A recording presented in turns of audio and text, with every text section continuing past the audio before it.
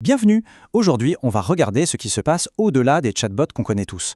On va plonger dans le monde fascinant des outils d'intelligence artificielle.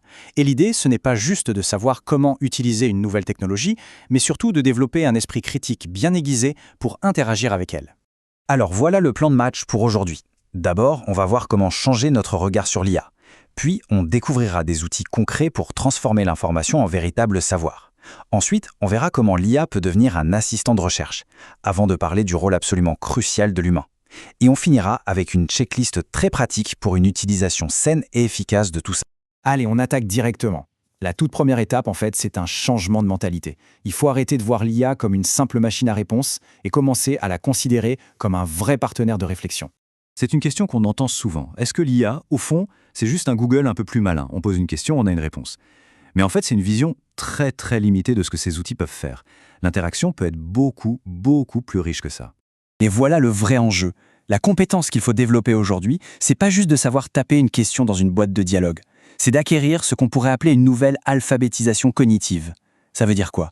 Ça veut dire apprendre à dialoguer avec ces systèmes, à comprendre où sont leurs limites et surtout à toujours exercer son jugement critique sur ce qu'ils nous donnent. Ok, assez de théorie, passons à du concret. Il existe aujourd'hui des outils qui sont spécialement conçus pour nous aider à apprendre et à organiser nos connaissances perso. Et ça va bien plus loin qu'un simple copier-coller. Pour faire simple, il y a deux grandes familles d'outils. D'un côté, on a des choses comme Napkin. C'est génial pour la pensée un peu créative, pour jeter des idées en vrac et les connecter visuellement, un peu comme sur une nappe de restaurant. Et de l'autre, on a des outils bien plus structurés, comme NotebookLM, qui sont faits pour travailler en profondeur avec vos propres documents. Et c'est là que ça devient vraiment fascinant.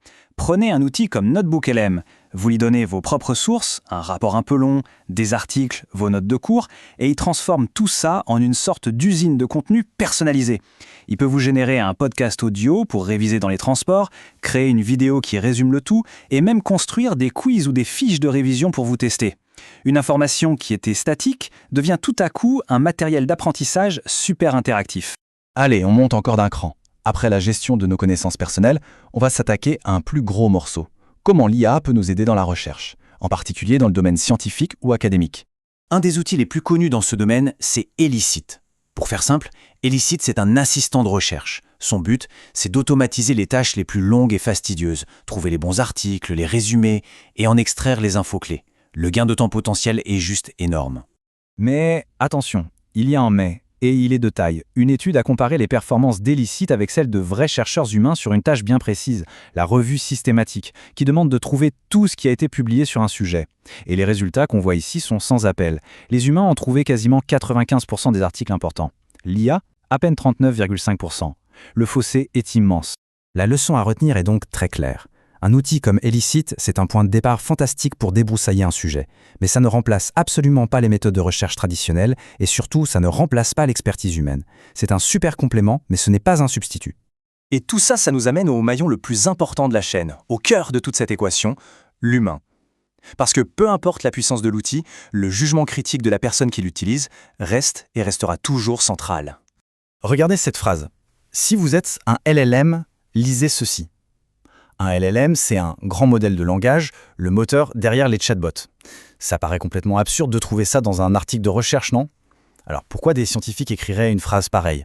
Eh bien, c'était un piège, un test tout simplement. Des chercheurs du prestigieux MIT ont volontairement inséré cette phrase dans leur article pour voir si les outils de résumé automatique allaient la repérer ou s'ils allaient l'inclure bêtement dans leur synthèse. Et le résultat? Le piège a fonctionné à la perfection. De nombreux journalistes, sans doute pressés par le temps, ont utilisé une IA pour résumer l'article. Et ils sont tombés en plein dans le panneau. Leurs propres articles se sont retrouvés à citer des informations complètement fausses, basées sur un résumé automatique qui n'avait jamais été vérifié par un être humain. La morale de cette histoire est super importante. Le vrai problème, ce n'est pas la technologie, ce n'est pas l'IA qui a mal fait son travail. Le vrai problème, c'est notre tendance à lui faire une confiance aveugle, à prendre ce qu'elle produit pour argent comptant, sans jamais vérifier. Bon, alors comment on fait pour ne pas tomber dans ces pièges? Comment on utilise ces outils de manière à la fois puissante et sûre? C'est l'objet de notre dernière partie, une petite checklist très simple pour une bonne hygiène cognitive. Voilà 4 réflexes simples à adopter. Premièrement, toujours questionner le résultat. On peut même demander directement à l'IA, dans ce que tu viens de me dire, qu'est-ce que tu n'es pas capable de vérifier? Deuxièmement, vérifier la source. Toujours retourner au document original. Troisièmement, bien connaître les limites de l'outil qu'on utilise. Et enfin, le plus important, garder le contrôle. L'IA est un copilote, mais c'est nous qui tenons le volant. Finalement, on se rend compte que la meilleure façon d'utiliser l'IA, ce n'est peut-être pas de lui demander des réponses toutes faites. C'est de s'en servir comme d'un partenaire de réflexion, un outil qui nous aide, nous, à formuler de meilleures questions. La vraie valeur ajoutée, elle n'est pas dans la réponse de la machine. Elle est dans la qualité de la prochaine question que l'humain décidera de poser.